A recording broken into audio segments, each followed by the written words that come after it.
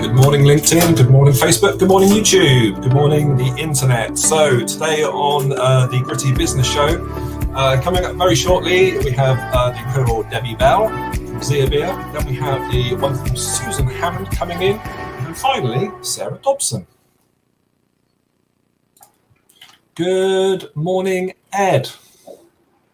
Morning, Andrew. How are you? Very well, thank you. Very well. How are you doing? I've got my new polo shirt on, Andrew. See how posh I look? Yes. Oh, very smart. Looking very Cobra-right. I'm really good today. Really, really good. Are you? Yeah, all good. All good. Busy day, busy week. And busy day going on in the club, which we'll come to in a couple of minutes. But first of all, I think, Ed, because we've got a packed, lined up show today, so I think it's probably time that we introduce the new members to the Cobra Club. New members to the Cobra Club? Well, yes, absolutely. Yes. So let me find the magic button, and here we go. You ready? You can start, Ed. You can kick us off. Well, I would like to welcome Joy Fraser from Quest West to the Cobra Club. So welcome aboard, Joe. Fantastic. Then I'd like to welcome Gurpreet Adillam, who's joined Birmingham Central. Welcome, Gurpreet. Yeah, and then the wonderful Alan Edwards has joined us at Royal Woodbaston HQ. So good to see you, Alan. Fantastic. Well done, Alan. Then I'd like to introduce David Hawes from the IBD Group, who's joined RWB HQ.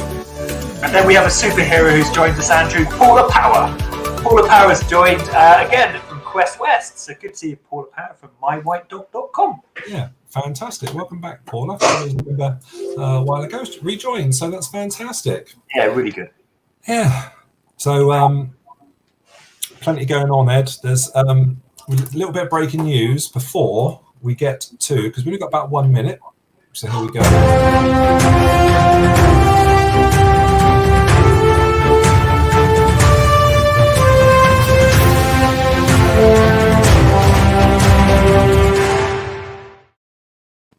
What's the story, Morning Glory? We all ask. So the story is we have 2 new clubs opening. So we have Cobra TT on the Isle of Man, won by the incredible Katrina Ellis, who ran our first event yesterday. Fantastic. Well, I went to it.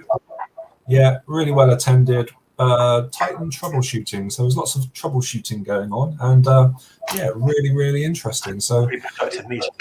yeah, welcome, Katrina. And also this Friday we have another club starting up in Glasgow by the wonderful Mr. Alan Cadden.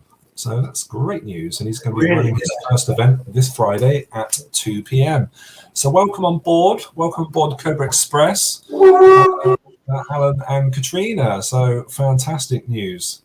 So Ed, there's obviously a packed up show today, so I think it's probably time to get the first guest in. But before we do that, let's just hit this button here. Good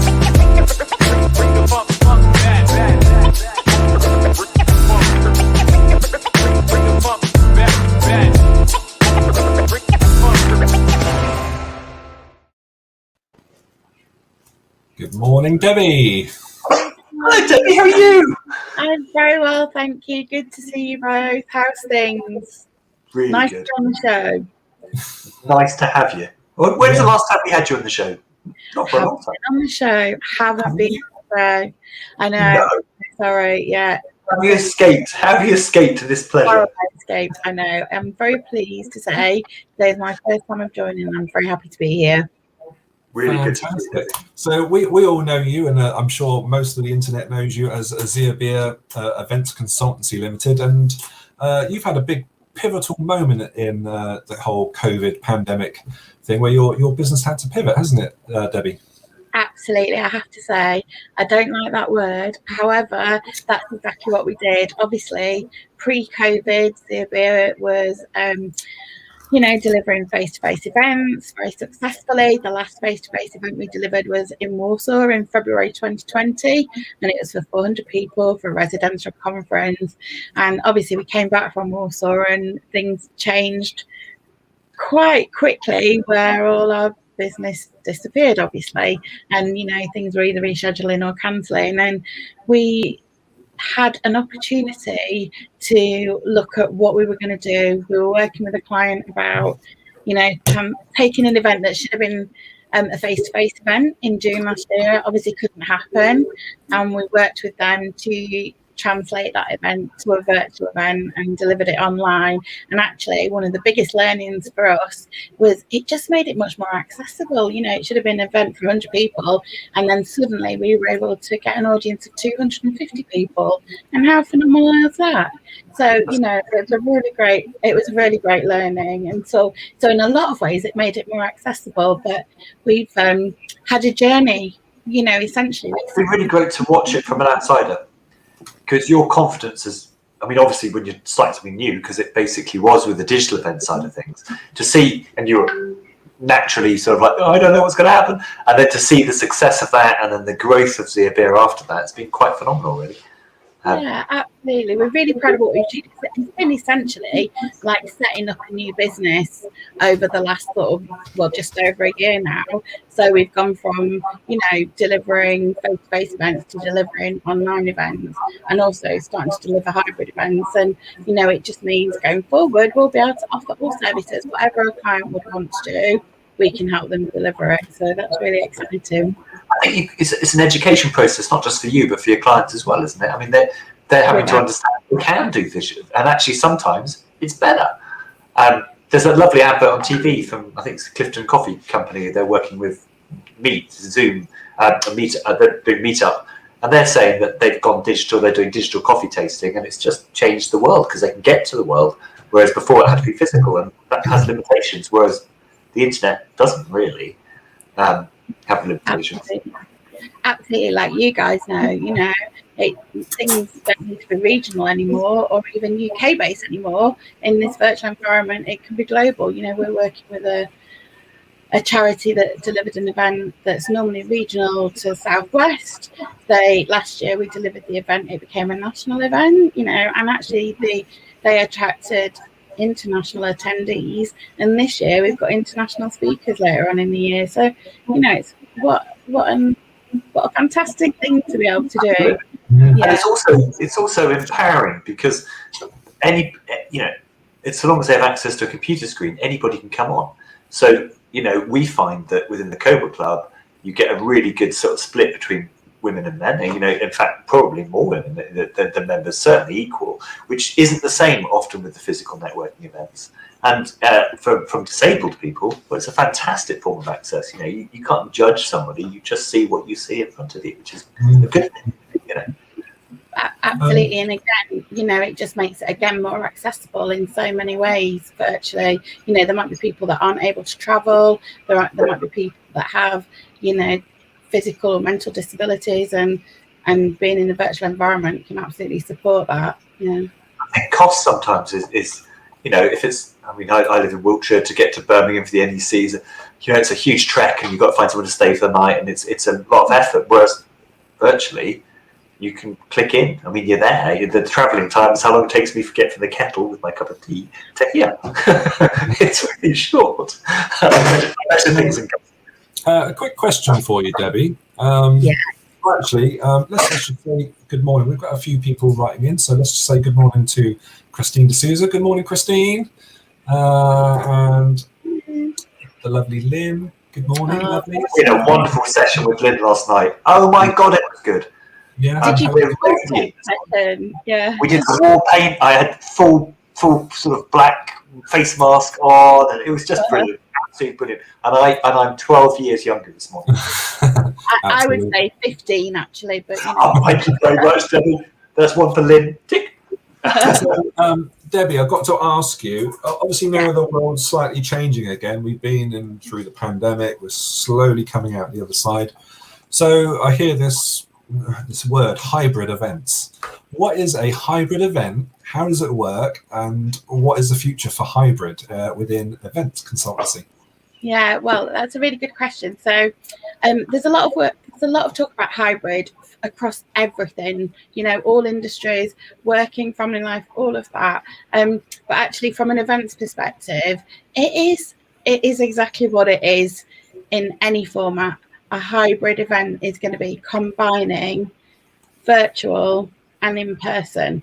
So a hybrid event would be having a venue where you've got a live audience at an event, whatever the numbers might be, but then also having a virtual audience as well. The thing that's going to be the most important thing, and let's be honest, there's been hybrid events for many years. There have been conferences and events taking place where there's been a virtual audience. What has happened in the past, it might just have been a camera stuck in front of a stage and it's live streamed or something like that. What's exciting and what's going to happen going forwards is all of a sudden it's going to be much more sophisticated than that. We've all got used to working virtually. We all have a lot of expectations in the virtual world. And just because an event becomes hybrid and you've got a physical audience, you've got to make sure that the virtual audience is just as important. And there's it's essentially like organizing two events. You're managing two audiences, and there's got to be a lot of consideration about bringing those audiences together. And how do you do that? Exactly, how do you do that? That's in my head, because when you've got physical people, you can make them stand up, you can make them walk around. But when they're a computer screen away, how do you get that engagement with people? So there's actually loads of different ideas, and a lot of stuff that's been done virtually can translate into that. You just need to put some thought process into how you bring those two audiences together. So for instance, what you can do is have things like a speaker panel session. So what you do is, if you're making your speaker panel hybrid, that's a great reflection to both audiences. So you can have speakers in person, but then you can have speakers joining virtually. We did an event not so long ago where we used a studio, and we had speakers in person, and then some speakers joined in and they were on large screens. Great, that's a great format for a hybrid event. There's no reason why you can't then do that for the audience. Things like having a facilitator that specifically looks after the virtual audience. So they are the voice of the virtual audience. So the virtual audience can be connecting on the chat, and then a facilitator asks that question of the speakers is a good way. And there's apps out there that mean that you can network. The live audience can network with the virtual audience. How amazing is that? I think the other thing that's quite important, we've used Zeerbeer for some of our events, and it's just been absolutely brilliant. One of the nice things is understanding that there's a difference between me hosting an event and actually someone else hosting your event, because it frees you to actually think about what's going on in the event and actually engage with it, as opposed to having to think about all the times and running it. And it's far more productive because of that. So I would really encourage people to look at working with someone who can facilitate their event and actually host it for them, because it means that you actually get something out of the event as well as your audience. All I can say, Debbie, is it takes the pressure off running an event. It's got pressures attached to it. You want it to be good, everyone to be engaged, and so whilst you're running it, you can't always enjoy it yourself as much as you'd like. And that's, you both made such an important point. You can't do everything yourself sometimes, and definitely it means that you then can concentrate on the event running well, and you're getting out of the event what you need to do. Return on investment, numbers, engagement. It's still your brand, isn't it? At an event, it's the brand that's on display. And there's always an outcome from an event. What is the purpose of the event being put on? And by an organizer being able to concentrate on doing that, we can support making it happen, and that's what we do in a variety of formats. And it's great. And actually, so can I just come back to what you were asking me, Ed, about some of the things that you could do to bring the two audiences together? It's really about thinking, when in the agenda can things happen that both audiences can partake?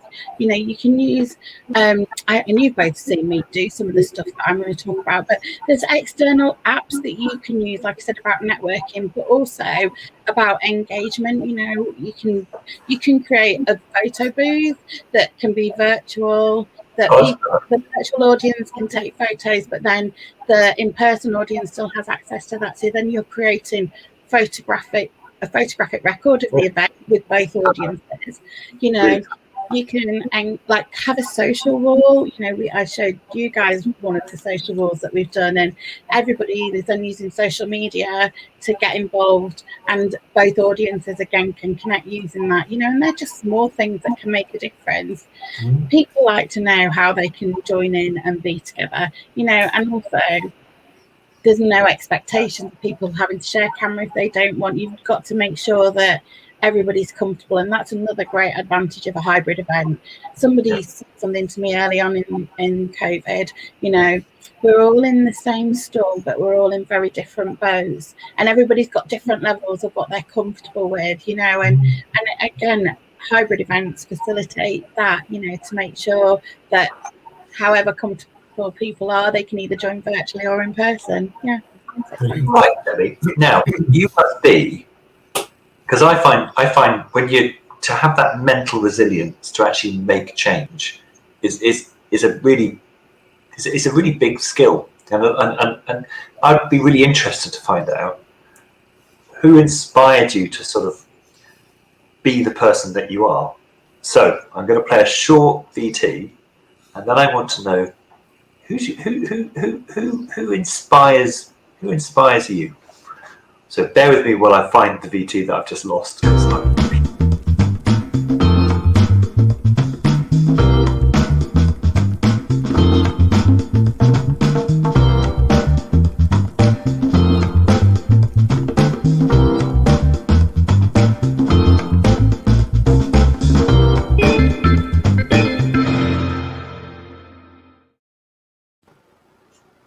Wow. Who's your inspiration? I'm going to be honest. I've got a few, and I'll explain why. One of the biggest things in my life, one of the most important things in my life is family. I grown up with a very super family, and I've always been inspired by that relationship around me. And actually, that was one of the hardest things from COVID perspective, not being able to see my family, my mum, my nieces, nephews, and sisters. However, one of my inspirations from a young age was my granny. She's no longer with us now, but she was my mum's mum, and honestly, she was the most amazing lady. She didn't drive. She grew up in a very different society to what we're in now, and her and my granddad were married for a long time. But she used to travel the world. Late 80s, she was still traveling the world. She was a very independent lady. She did our family tree, and she used to get on a bus and travel all around Yorkshire to go to all the libraries and churches and all that, looking at birthdays and marriages and all the records, and it's like, what a super lady, what a good inspiration and a good person to have in your life. And actually, I think my mum's followed that suit. She's I won't say how old she is, she'd kill me, but she's also very active. She's travels the world. Again, she's a very independent lady, and I think what a fantastic role model to have in your life. And never stop me doing anything. It's a big commitment.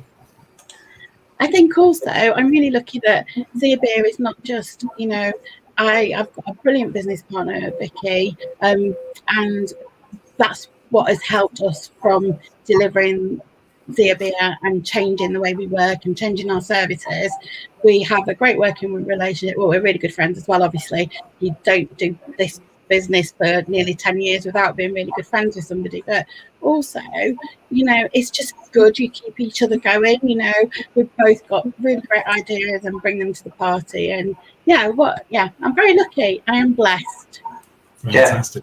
It's good when you get that click, isn't it? It's lovely. Yeah, absolutely. We're rapidly running out of time, Debbie. I'm finding where the time's gone. So just quickly, if someone wants to get hold of you, I guess you do like a consultancy sort of thing to start with, and how would someone best get hold of you? Yeah, absolutely. We're always happy to chat to anybody, especially whether it's virtual, face-to-face, or hybrid events. We're happy to have a conversation. Some people just do not know where to start, and we're happy from that point of view. Or if somebody knows what they need, also really would enjoy any conversations. People can contact me on my number, which is on the screen at the moment, which is 07737380241, and my phone and my email address is on there as well. And I'd love to hear from anybody. If you don't know where to start, you want to plan an event, you want to know what platform to use, you need some consultancy services, please get in touch. Thank you. Before we go, let's just say hello to Mino. Hi, Mino. Hi, Mino. Great. Zia Beer Events Consultancy. And good morning to Kate Fox. Good morning, Kate Fox. Hey, Kate. Nice. So, okay, Debbie, that's been fantastic. Thank you so much, and I'm sure we'll see you again in the club. And I'll play this VT now. When we come back, we will have Susan Hammond in the room. So here we go. Thank you, Debbie. Bye. Thank you. Lovely to see you. Bye.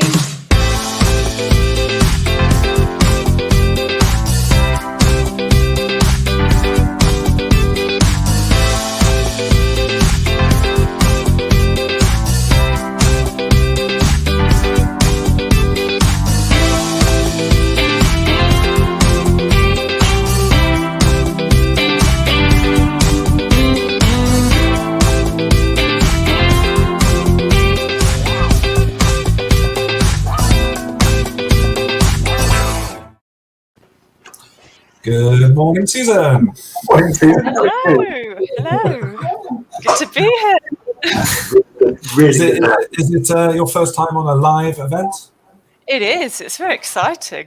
It is very exciting. Nothing to be worried about. It's absolutely fine. There's all friendly in here, and got a great community out there watching. So if anyone out there has got a question for Susan, please do put it in the comments. But I've got a couple of questions for you, Susan. So normally start by asking a little bit about sort of the run up to you creating your business, where you've been, what you've been doing, how did you sort of come into the sort of field you're in, and really is the why. What's the why behind it?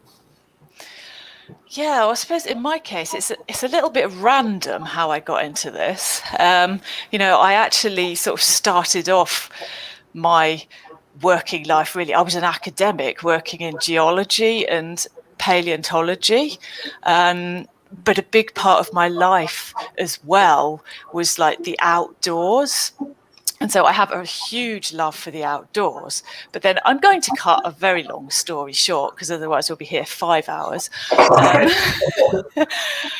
But once I was working in this, unfortunately I ended up having some of my own mental health issues, and that a huge thing for me was like my outdoor getting outdoors, doing mountain climbing and stuff, and all sorts of activities with my friends. It kept me sane through this whole period.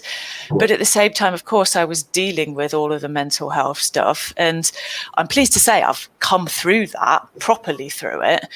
But it's left me with a desire to really help other people in the area of mental health and well-being. And I have that understanding of the outdoors as a great helper in, for people dealing with this. And so that's really where my niche, because I didn't even say I'm a mental health and well-being copywriter. So that is my niche, and that's where it came from. Yeah, no, because you don't often hear sort of mental health and outdoor, copywriter, blogger, I guess blogging, copywriting, or writing. And you and I need to have a one-to-one. Okay. I know you're actually on my list. Don't worry. I really do need to speak to you, so let's make that happen quickly. Okay, I might actually have a slot soonish, so you could be lucky there. I might have some work, so you could be lucky. Oh, even better.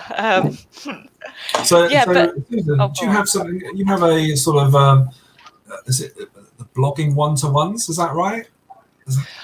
I do, yeah, because something that I'm quite passionate about is helping other people to be able to help themselves. So if I can teach them how to blog well themselves for their business, it's a really good tool. And a lot of people are like, oh, I'm not sure if I can keep this up for ages. So I really like teaching others. So yeah, I have these one-to-one sessions. Basically, it's about how to generate awesome ideas for your blog forever, so you don't run out of ideas. That's a good idea. Yeah. So really, anyone who's looking to start a business blog, or they may already have one and they are running out of ideas, or they just find it stressful doing it at the moment, it might be there are very simple things they can do to make it less stressful and actually be able to do it themselves without having to spend loads of money, which they may not have, particularly at the moment. There's so many new businesses springing up, and people don't always have that money to spend. And so just actually having a one-to-one session can be a way for me to help people at a very sensible cost, just a one-off, and and then go from there. Yeah, that sounds really good idea. Perfect.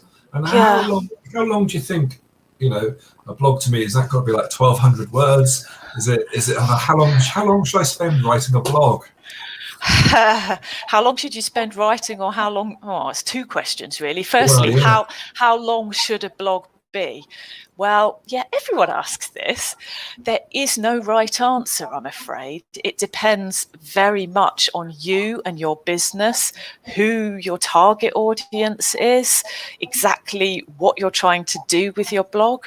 Because, for example, if your audience is, I don't know, really busy mums who they might just want little snippets of information, so you want to write a much shorter blog that will keep their interest, and then they'll be able to have time to read and get some use from, compared with if you're writing blogs for a really academic institution and your audience actually really wants something really meaty in depth and they've got time to go into it. So mixing it up, so a short blog might get someone to start to read the other blogs that you do, and then longer ones can retain them.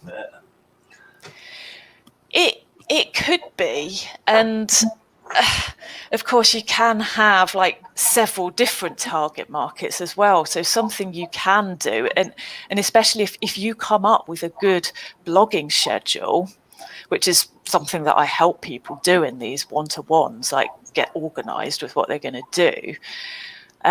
You can say maybe every month, week number 1, have a long meaty one, and people will get to know that on the first week of the month that's going to appear, and then maybe on the third week of the month you have some of these shorter ones, so people can get to know. And you can even do clever things with your website and stuff for people to sign up to different ones if they only want certain ones. So I like that idea. Yeah. That's very clever. Often you don't, and you have to skim through to sort of find in amongst. I like that idea. That's very clever. Yeah. Brilliant. Fantastic. Yeah. So how long have you been doing it for? Oh, the copywriting altogether. I did set up the business about 4 years. I write, I don't do maths, 4 years. Yeah, but I mean, really, I've got into it a lot more actually over the last couple of years. It was quite a slow start for various reasons, life circumstances, but over the last couple of years, I'm really doing a lot more, and actually things have taken off quite a lot more recently, despite the pandemic, or dare I say it, even maybe because of the pandemic, because I'm in an area where a lot of people are wanting to try new things, maybe have been forced into for negative or positive reasons, but they're looking to start their own business perhaps, and they need people to help them with copywriting. You work with established businesses who are looking for someone strong to do it for them. I.e., instead of training, you're actually looking to do the copywriting for the businesses. Absolutely. I mean, it's both things for me. I want to provide the services where I can teach people, but I do a lot of writing for people, particularly a lot of online stuff. So website text and blogs and articles is what I do a lot of. That's really good sense. Yeah. Mental health, I think, is on over the past 5 years. It's become far more into the realm of people's vision, isn't it? I mean, it used to be hidden, and now it's far more sort of accessible. Which is I mean, it's worked for me, the timing of everything that's gone on. But this is part of the reason why I do this type of copywriting. Obviously, it's from my own experiences, but there are so many people out there. Even before the pandemic, things were getting to ridiculous levels in people struggling with mental health and well-being, and so many people I come across in my day-to-day life, I'm like, there are things you can do, there are ways that you can learn to help yourself, or people that can help you in a deeper, more medical way, perhaps, whatever it would be. And so that's why I wanted to do this, because copywriting, I could, in theory, and I can do copywriting for all sorts of things, like promote whatever, but I want to promote something that is going to change the world. Well, it's also nice. It's nice to work with a subject that you're passionate about. They do say that, don't they? If you're going to write a book, write one about what you know about, as opposed to try and write about what you don't know about, and that must come across in your writing when you're writing for mental health. Yeah, I mean, sort of interest and passion.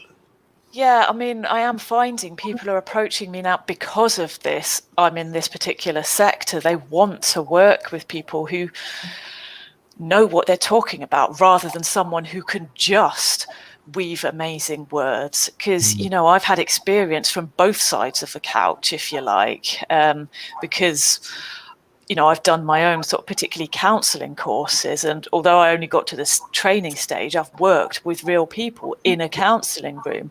I've done research on it. I have that kind of knowledge, as well as knowing what it feels like on the other side. Yes. So.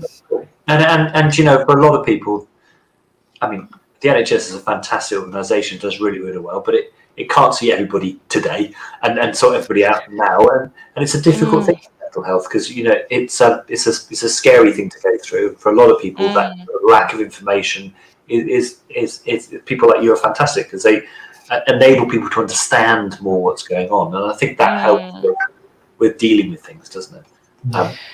Yeah, and I mean, there's definitely specific ways of writing about stuff. If you only look at sort of the mental health charter, I don't know how old it is now, about 3 or 4 years. And, you have to be very careful in the language that you use so as not to alienate people, or even, one example, just to be really cheerful here, but it's like if you're thinking about suicide, it used to be, and perhaps in certain areas is very common, talking about people committing suicide, but that stems from when it actually was considered a crime, which of course it should never have been, but it was. And so it's like committing an offence. You shouldn't say that. There's ways around it, and you can say things like about people taking their own lives, for example, is one. And you can alienate people, and you can actually, if you're not careful, you can even make people think they want to do things. And, so that's where having someone who understands all that, it's very helpful.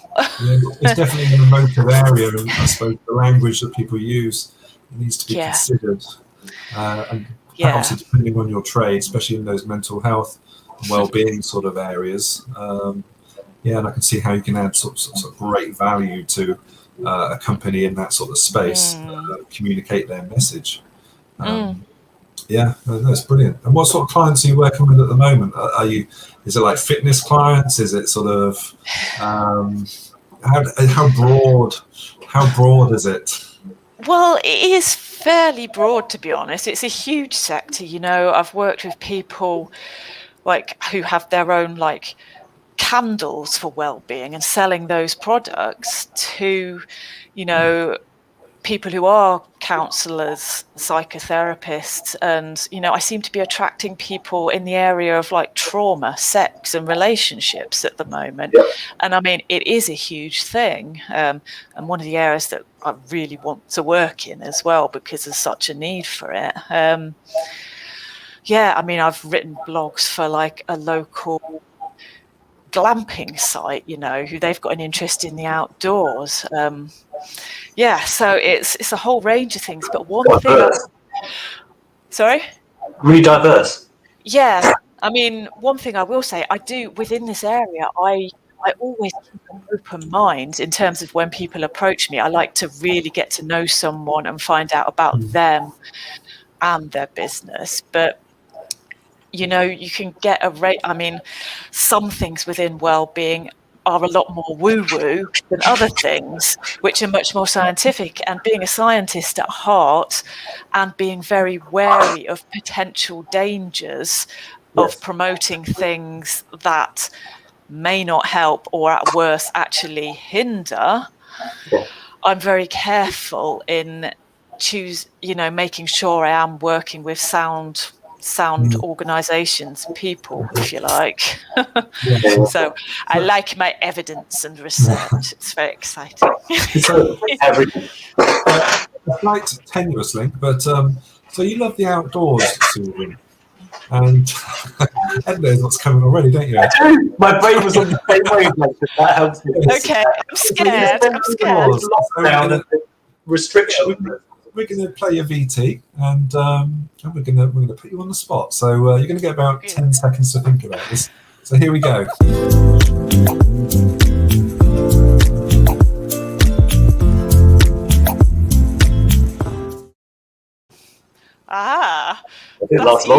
That's easy. 10 seconds. No, that's easy. Iceland. I have never been. Who knows whether I ever will go or not, but the idea excites me. Geology, mountains, outdoor stuff. I saw this thing on TV once. There was this guy who was he was snorkeling, or he was diving, but I don't know if you know, there's a mid-Atlantic rift is a part where two of the Earth's tectonic plates are splitting apart, and Iceland is on it, and that's why it's got so much volcanism, and it's an exciting place for geology. But he was swimming in a lake which was in the middle of a mid-Atlantic rift, so it was narrow, and he could touch on one side the American plate and on the other side the Eurasian tectonic plate, and this just really excites me and I want to do it. So there you go, you asked. Very cool. Yeah, brilliant. Get me a ticket too, I'm coming. Yeah. Fantastic. That's sort of the landscape as well, it's just amazing. Oh, yeah. We're rapidly running out of time. So, Susan, if someone wants to sort of speak to you about your copywriting and your blogging, I take it you do some sort of free consultancy sort of thing at the start, a quick meeting to find out. Is that correct?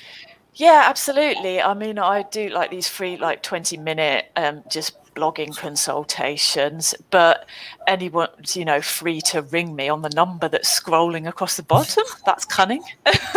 Or email me. And to be honest, it's probably best in the first instance to email me, and then we can just arrange that phone call because, sometimes I'm really concentrating on my writing. So, but I love to speak to people and find out about them and their business. So, yeah, that's the best. Brilliant stuff.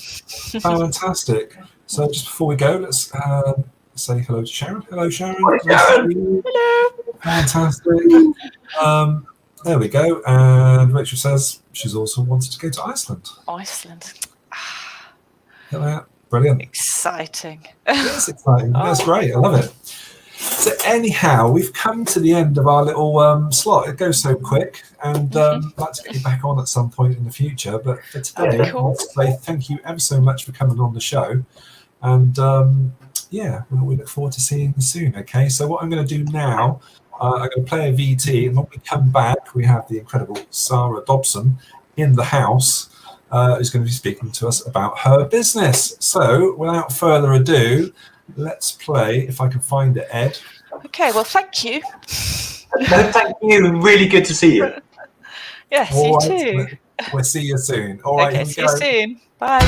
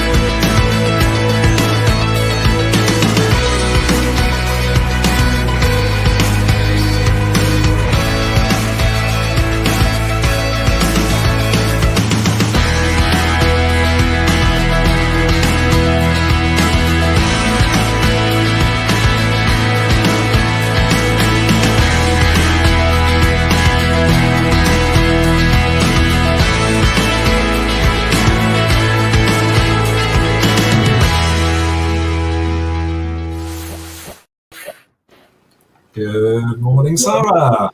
Good morning. Good morning. Good morning to you. Welcome to the show today, the Gritty Business Show. Great to have you on board. I played that VT because obviously we've got the big property event tomorrow, which is not the second Thursday of every month. But you're appearing on the property show tomorrow, Sarah. I am, yes. So I'm asked to be keynote speaker tomorrow. So incredibly exciting. So hopefully people listening in now will get a little taster into things I'll be talking about tomorrow. Fantastic. So good luck for tomorrow. So let's deal with the now. So Atlas Interior Design sounds fantastic, but I wonder if you could give us a little sort of insight into your journey that led you up to Atlas Interior Design. Well, unfortunately, we haven't got enough time to actually go through. It's so complex, but no, just in a nutshell, I have been passionate about art and design for as long as I can remember. As soon as I could pick up a pencil, I was drawing, and painting and whatnot. As the years progressed, I was on a kind of crossroads as to where I wanted to be. Like previous speakers, I also was in academia for a while. Got to the point where I'd do my PhD and then realised that wasn't for me, and I wanted to do something that was more creative, more hands-on, and experience more art and design work. And then a few different things happened over the last few years. And then with COVID and everything else, and in a nutshell, I just decided that it was a turning point in my life, and I was ready to take that leap and work for myself and develop my business model.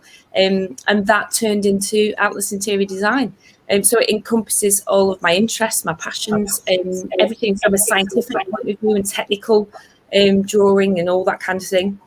Construction, project management, the science behind construction, and then obviously the design, the art, the aesthetics of a space.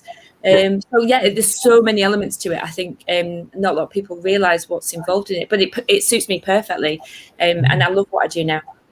So you sort of start from the very beginning with the architect almost, do you?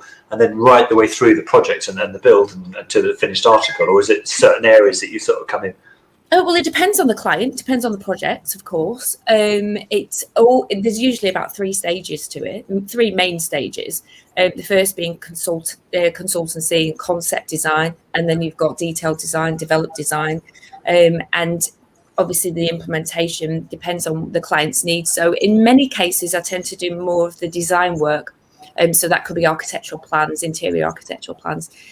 So it could be changes of layout and things like that. Because I suppose it's far better to make changes before it's built rather than once it's built. I mean, it sounds obvious, but I'm sure people don't think like that. Yeah, of course. No, you're absolutely right. But there are cases where obviously people are so far down the line, or they've had a bad experience with a previous designer or a previous tradesperson, and they want to, redesign the layout, or it doesn't flow very well, or things have changed, especially over the pandemic. The dynamic of workspaces have changed significantly. And that's one of the things I'll be talking about at length tomorrow. And so we're having to, look at design and look at workspaces and even our living spaces, because we're bringing work into the home and things like that in a very different way. So yeah, it really depends on the project itself, but it could be anything from just simple design. It could be concept, just helping people to gauge an idea of the direction they're going to go in, and then I leave it with them. And, or it can literally be somebody's like, I have no idea what I'm doing, I want you to do it all myself, and implementation, getting tradespeople in, everything. So it's a very varied job. Every day is different, and I love it. That sounds brilliant. I guess you have all sorts of weird and wonderful.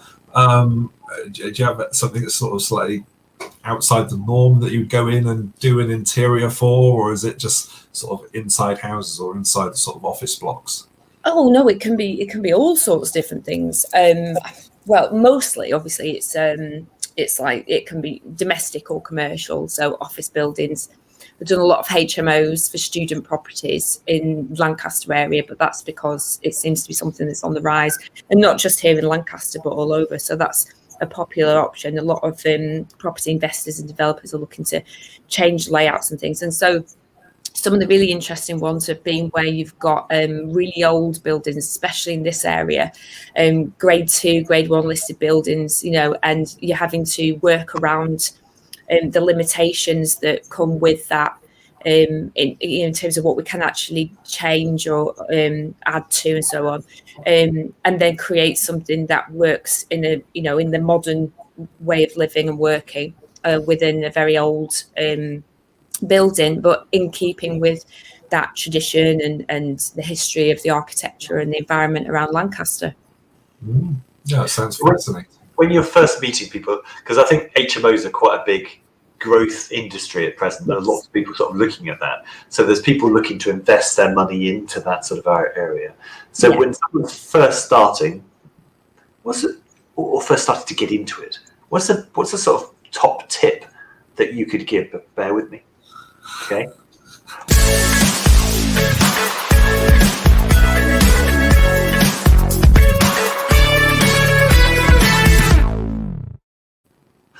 What's your top tip, Sarah Dobson? Right, okay.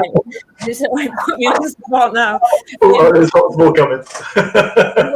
I have worked with a range of different clients where they've either had extensive experience working with HMOs already, or they're completely new to it. So in that respect, and to answer your question, basing it on experience I've had with a client previous last year, actually, and he wanted to get into the HMO game, if you will. So he'd invested in a few properties around the Lancaster area, and he wasn't sure exactly how to approach it, because it's not quite the same as obviously renovating a house to just rent it out to a family. You've got to think very differently about the space and the flow and things like that. I think the top tip is think about the traffic in that property. A lot of people kind of forget that you've got lots of students going in and out. And even if you've only got a relatively small property with, say, 4 or 6 students living in it, the chances are they're going to have friends or, people from their class that come, that you're going to work there, they're going to socialise there. So you're going to have a huge amount of traffic compared to the average household. So with that in mind, you've got to really think about the materials that you use, for products and furniture, and everything literally from flooring to paintwork. I mean, I always recommend worth paying that little bit more to get so you're not every year. And exactly.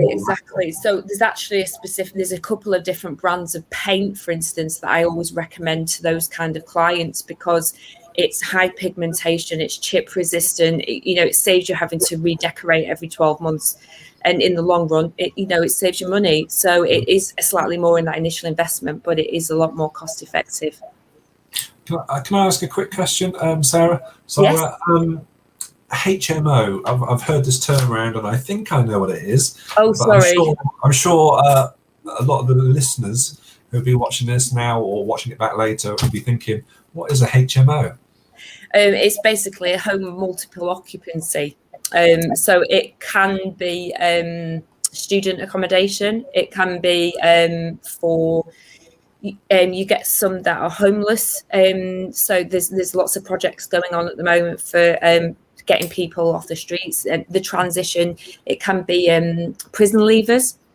So lots of people that have left prison and they're getting the support to transition into society again. Care leavers. But generally speaking, it tends to be a popular thing at the moment is the student accommodation. Yeah. Fantastic. And in your world, there's physical architecture. This is a really tenuous link, so you'll like this. And then there's the audio architecture. So music plays a big sort of like role in changing people's vision of what they're looking at. Yes. So I'm going to play a short VT, and then I'm going to ask you a question.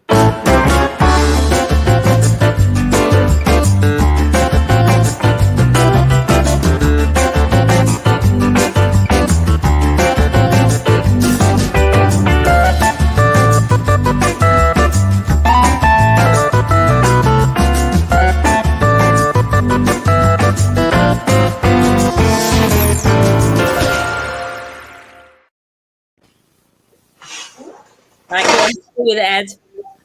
What was your first music that you bought? Oh, right, okay. Well, do you know what? You couldn't have picked a better topic for me, and you know that, don't you? Right, okay. Wow. Tell me about the tracks of your youth. Yes. Okay, the first music I bought. There's a story behind this, because obviously music's been so close to my heart for so very long, and that's for another conversation altogether. But I used to babysit for a local, a friend of my mum's, I think it was, and I used to use my babysitting money, which was about £3 or £4 or something like that, to go down to our local video shop. Videos, when you rented video, those big cassette things. And they had the like top 10 singles or something like that, and they were literally £3.99 for a single. So I used every week after I babysat, I used to go and buy a single. So my first one was I'm trying to, 2 Times by Anne Lee, I think it was called. Wow, yeah, no, absolutely. I don't know if you remember that, but yeah, 2 Times by Anne Lee. And my first album was Now 32. Wow. I'm now feeling old. And it had country house on it. My brother bought the first one Yeah, I do actually remember when the first one came out. Oh, Scary, right. isn't it? Well, that was the first one I bought, but obviously, Yeah.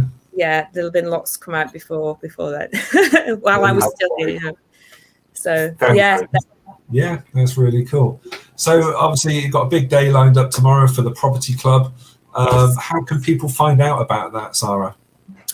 Okay, well, for the property club tomorrow, they can basically go on to the cobraclub.co.uk is it website, and they can get details of all the events that are going on in the Cobra Club, particularly that one tomorrow, the Property Connect, and they can get in touch with Jonathan Foy, or they can book directly from the link on the website and through Eventbrite, and follow the details to log in. And join lots and lots and lots of people. I think up to now we're on about 60 something people that are going to be attending tomorrow. Excellent, thank you. There it is. So we've got people from all over the property industry would be able to answer any questions. You make great contacts, and obviously listen to me talking about the business and what I can do to help you in your property scenario. Fantastic. Seems really good. And if someone wants to talk to you, I guess you have a sort of free consultancy, sort of quick meetup, do you? And how? Yes. So I do a free initial consultation, and that's about an hour. But then I also offer full consultancy services for a few hours. But if you look at the bottom of the screen, you can contact me by email at sarah@atlasinterior.co.uk. There's my mobile number.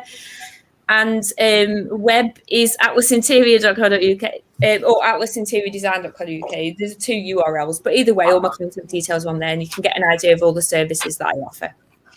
Fantastic. Thank you so much. It's Thank you for having me. Yeah, no problem. Go so all quick. Right. Okay. Thank you, Sarah. We'll see you soon. Take care. Good luck tomorrow. Thanks. Bye. Bye.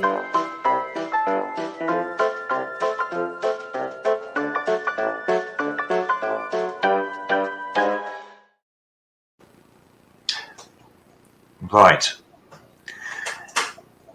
It's interesting when you meet people, and I think Debbie Bell and in fact everybody we've had on today are really good examples of this. You know, that you don't just become good at something. It takes time and effort and work and hard graft to get good at something.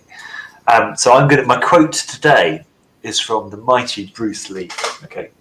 So he says, "I fear not the man who has practiced 10,000 kicks once. I fear the man who has practiced one kick 10,000 times." It's absolutely right. You know, if you're good at something, practice it, get better at it, and get better at it, and get better at it, and it does pay dividends. And I think if you look at the people that we've had on today, people like Sarah, who's really worked hard to carve a niche and have a really strong business. You know, there are people. Look at everybody. I mean, and look at Susan with that sort of like level of knowledge and passion about mental health. It's fantastic to meet them, and what they're doing is they're really focusing on getting good at what they're good at, and that's probably some really good advice from Ed. Is, you know, be proud of what you're good at and be good at it. Absolutely. Thanks, Ed. Fantastic, wise words. Now, Ed, we're running out of time. We are, but just in a mighty place like the Cobra Club. It is really, really cool to find out, Mr. Hatcher.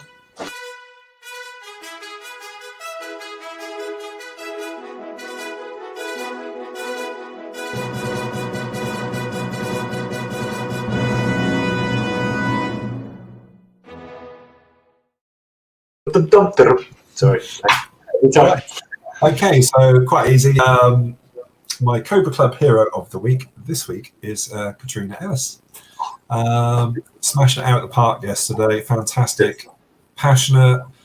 She got great property business going too. She's embarking on this new sort of way of getting business online through the Cobra Club and just generating interest, profile, etc., etc. And she's an example of someone going for it, and is my hero of this week. So very good call, seconded by Ed. And all these videos that we put up, and all the way that it sort of all links together so beautifully. I want to say thank you to the wonderful Hannah Matarazzo for putting everything together and making it all look so good. Let's thank.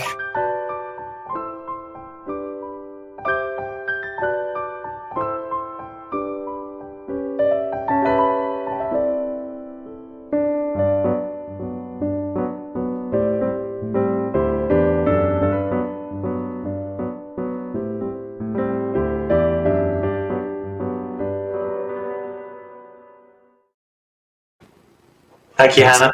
Thanks, Hannah. Nice one. Great job. Okay, so rapidly running out of time. Let's go straight into the weekly event. So, you ready for this? Yes. Okay. Okay, here we go.